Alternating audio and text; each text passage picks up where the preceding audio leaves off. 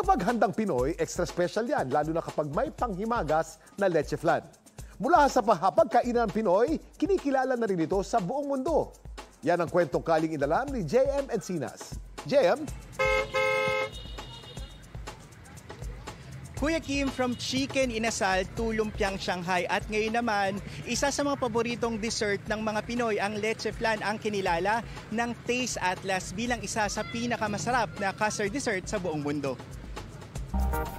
Milky, creamy, yummy!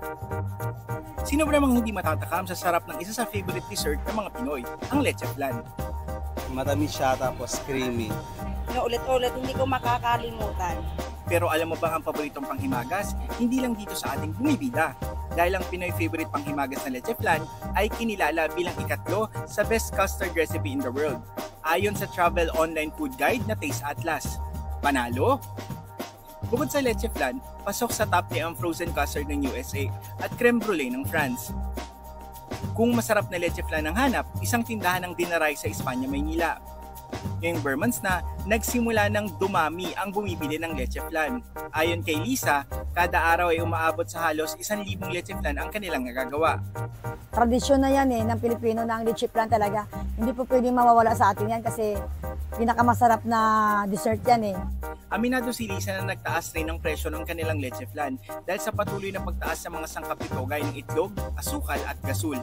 Number 1 po yung gasol ngayon. Dating 800, ngayon magwa 1,000 na. Yung itlog, nung nakaraan, bumaba ng 10 pesos. Ngayon na naman, bumalik na naman ang presyo niya dati na mataas. Pang 50 pesos, ngayon ay 60 pesos na per tab ang benta nito. Pero kahit tumaas na ang presyo, patuloy pa rin tinatangkilik ito ng kanyang mga customer. Lalo na't ang sarap ng leche flan, world class!